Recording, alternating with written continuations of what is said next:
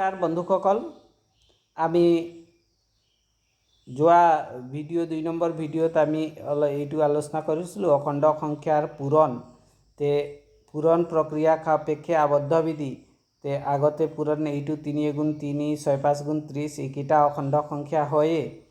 ঠিক তেনেকা 6 3 এইটো -3 × 6 তে কি হয় এইটো পূৰণ আমি পূৰণৰ ক্ষেত্ৰত কি হয় চিন দুটা যদি দুটা সংখ্যা আমি পূরণ করিম দুয়োটা সংখ্যার চিন যদি একে থাকে তেনেহলে প্লাস হয়ে যায় আর চিন দুইটা সংখ্যার চিন যদি বেলেগ বেলেগ থাকে তেনেহলে কি হব মাইনাস। তো ইয়াত কি আছে 3 মাইনাস আছে 6 বাওঁফালে চিন নাই মানে প্লাস তে একে নাই তে মাইনাস হব 6 3 × 18 তে -18 এটা অখণ্ড সংখ্যা অর্থাৎ এ আর বি দুটা অখণ্ড সংখ্যাৰ ক্ষেত্ৰত এ পূৰণ বি এটা অখণ্ড সংখ্যা। গতিকে অখণ্ড সংখ্যাসমূহ পূৰণ প্ৰক্ৰিয়া সাপেক্ষে আবদ্ধ। পূৰণ প্ৰক্ৰিয়া সাপেক্ষে ক্ৰম বিনিময় বিধি হয় A into B equal B into A হয় নে নহয় সেইটো আমি চাওঁ। তে 6 পূৰণ 1 6 × 6 বা 1 6 × 6 গতিকে 6 পূৰণ 1 সমান 1 পূৰণ 6 7 3 × 21 3 7 × 21 হয়। ইয়াত -12 × 6 12 6 × 72 -12 আকৌ প্লাস মাইনাস মাইনাস 6 12 × 72 গতিকে এইটো ইয়াৰ পৰা কি বুজা গৈছে যিকোনো দুটা অখণ্ড সংখ্যা এ আৰু বি হলে A into B equal B into A. গতিকে অখণ্ড সংখ্যাৰ অখণ্ড সংখ্যায় পূৰণ প্ৰক্ৰিয়া সাপেক্ষে ক্ৰম বিনিময় বিধি মানি চলে। ওকে। অখণ্ড সংখ্যাৰ গুণাত্মক অভেদ যেনেকা অখণ্ড সংখ্যাৰ 0 আছিল যোগাত্মক অভেদ তে অখণ্ড সংখ্যাৰ গুণাত্মক অভেদ কি তে আমি জানো যে একেৰে কোনো সংখ্যাৰ পূৰণ কৰিলে পূৰণফলটো সেই সংখ্যাটোৱে হয়। যেনে 6 লগত 1 পূৰণ কৰিলে 6 হ'ব 9 লগত 1 পূৰণ কৰিলে 9 হ'ব যিকোনো সংখ্যাৰ লগত 1 পূৰণ কৰিলে সেই সংখ্যাটোৱে হয়। গতিকে অখণ্ড সংখ্যাৰ গুণাত্মক অভেদ কি হয় 1 তে 1 হ'ল অখণ্ড সংখ্যাৰ গুণাত্মক অভেদ। তে যিকোনো সংখ্যা a × 1 ইকুৱেল a ইকুৱেল কি হয় 1 × a অৰ্থাৎ একক অখণ্ড সংখ্যাৰ গুণাত্মক অভেদ বোলে। তে ইয়াত শুদ্ধ নে অশুদ্ধ বাকচত লিখিব লাগে অখণ্ড সংখ্যাৰ পূৰণ প্ৰক্ৰিয়া সাপেক্ষে আবদ্ধ হয় অখণ্ড সংখ্যাসমূহ পূৰণ সাপেক্ষে ক্ৰম বিনিময় বিধি মানি চলে। তে a × 0 ইকুৱেল 0 কি 0 × a ইকুৱেল a নহয় এইটো নহয় শূন্যৰ লগত যাক পূৰণ কৰিলেও কি হৈ যায় 0 হয় গতিকে এইটো ভুল। a × 0 ইকুৱেল 0 বা 0 × 0 এইটো শুদ্ধ। যিকোনো সংখ্যাক 0ৰে পূৰণ কৰিলে কি হৈ যায় 0 হয় তো এই ডিটো শুদ্ধ চিটো ভুল। যিকোনো অখণ্ড সংখ্যা a আৰু b ক্ষেত্ৰত পূৰণ প্ৰক্ৰিয়া সাপেক্ষে a × b equal b × a এই বিধিটোক কোৱা হয় অখণ্ড সংখ্যা ক্ৰম বিনিময় বিধি। ক্ৰম বিনিময়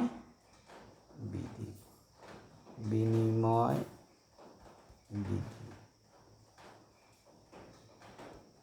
একক কোৱা হয় গুণাত্মক অভেদ।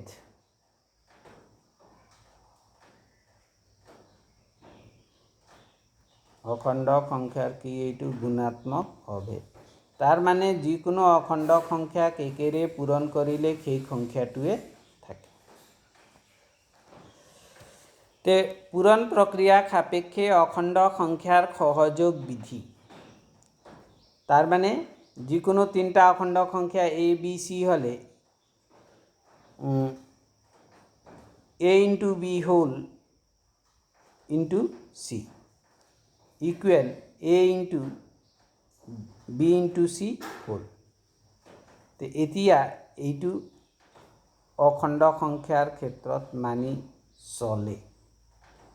পূৰণ প্ৰক্ৰিয়া সাপেক্ষে অখণ্ড সংখ্যাৰ সহযোগ বিধি এইটো মানি চলে, কাৰণ ইয়াত দেখুৱাই দিছে এইটো পূৰণ কৰিছে, এনসাৰ চেম ওলাইছে। গতিকে আমি এইটো ক'ব পাৰোঁ যে এইটো মানি চলে। বাকী আৰু পৰীক্ষা কৰি চাব পাৰি। আমি পাম যে পূৰণ প্ৰক্ৰিয়া সাপেক্ষে অখণ্ড সংখ্যাৰ সহযোগ বিধি মানি চলে। তে অখণ্ড সংখ্যাৰ যোগৰ বিতৰণ বিধি হয় এইটো a whole into b plus c equal a into b plus whole b a into c। তে ইয়াত কি ইকুৱেল, তে এয়া হৈছে অখণ্ড সংখ্যাৰ ক্ষেত্ৰত পূৰণৰ বিতৰণ বিধি। তে উদাহৰণ ইয়াত দি দিছে এইটো মানে।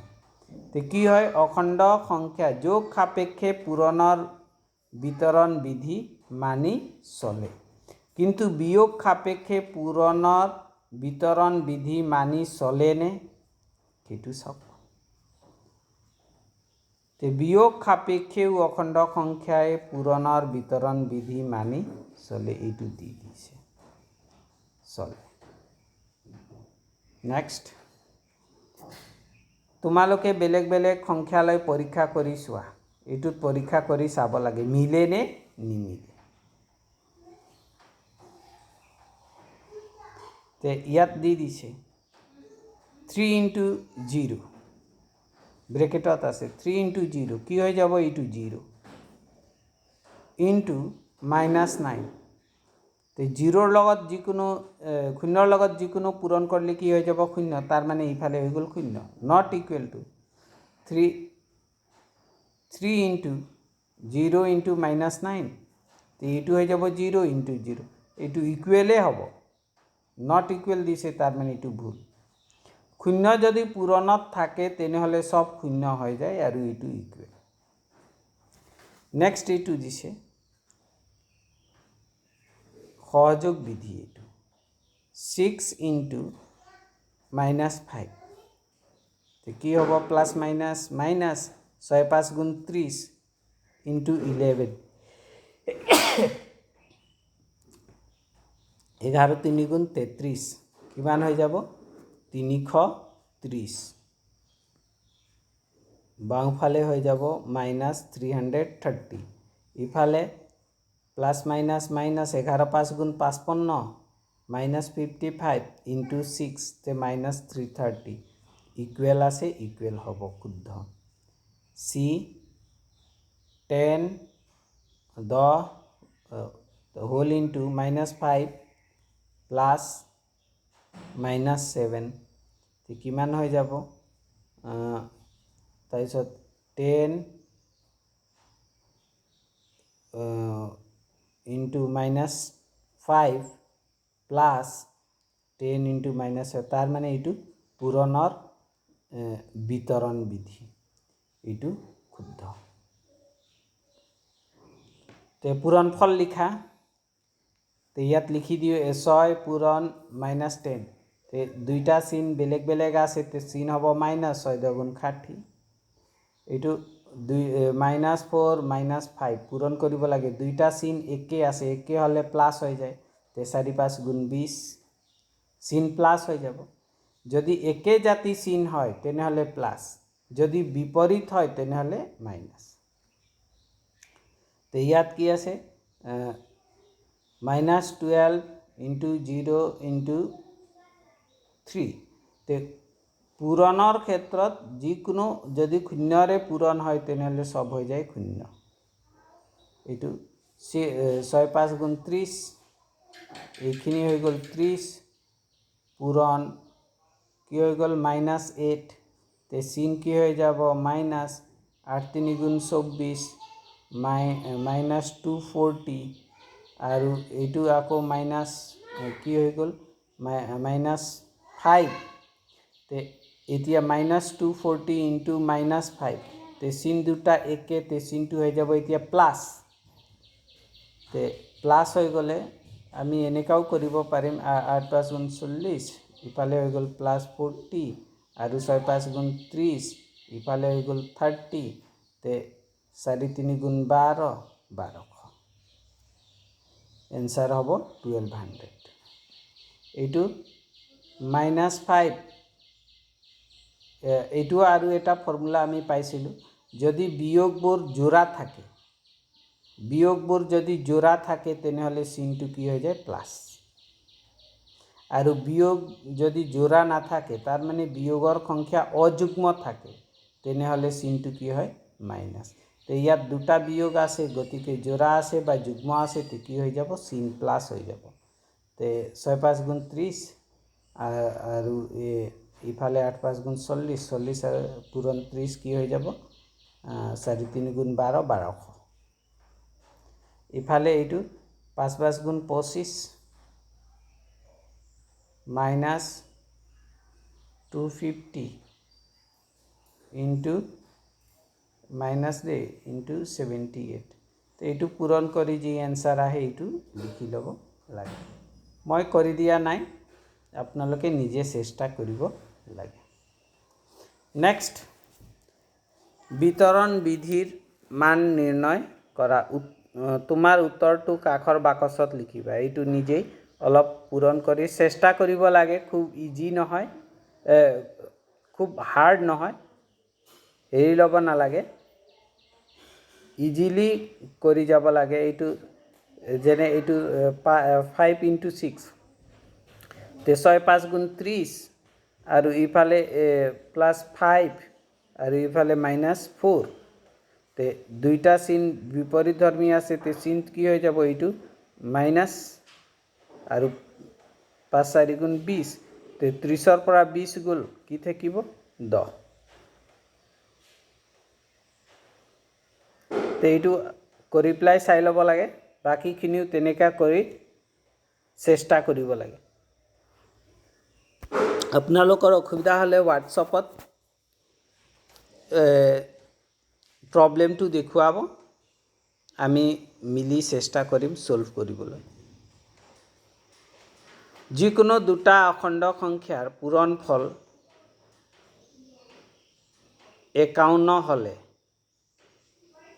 আৰু এটা সংখ্যা -1 হলে আনটো কি হ'ব হয় ঠিক দিছে ভাল দিছে এটা ধৰি ললো x পূৰণ এটা -1 দি দিছে এনসার কি ওলাব 51 তার মানে এনসার প্লাস আছে ইয়াত এটা মাইনাস আছে তে আমি জানো মাইনাস যদি জোড়া হয় তেতিয়াহে এনসারটো প্লাস হ'ব গতিকে এই x টো কি হ'ব মাইনাসে হ'ব তে x যদি মাইনাস হ'ব এইটো 51 যদি একেৰে পূৰণ কি হ'ব এইটো 51 হ'ব তে এই x ৰ মান কি হ'ব -51 এইটো -51 -51ক -1 এৰে পূৰণ কৰিলে এনসাৰ কি হ'ব 51 হ'ব তে অখণ্ড সংখ্যাৰ হৰণ তে তোমালোকে দুটা স্বাভাৱিক সংখ্যাৰ বা দুটা পূৰ্ণ সংখ্যাৰ মাজত হৰণ প্ৰক্ৰিয়া শিকি আহিছা এইটো আমাৰ আগতে পাইছোঁ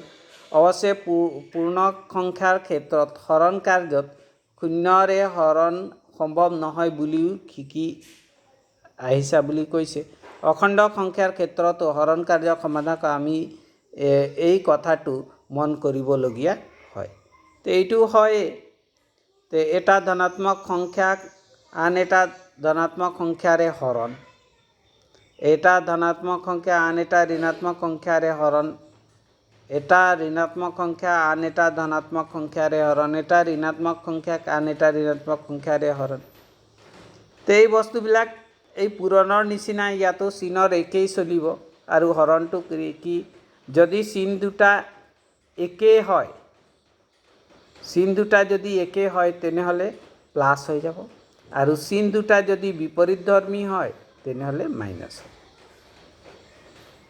তে এটা ধনাত্মক সংখ্যা এটা ধনাত্মক সংখ্যাৰে হৰণ এইটো দেখাই দিছে এনসার এইটো এনসার কি হ'ব ধনাত্মকে হ'ব ঠিক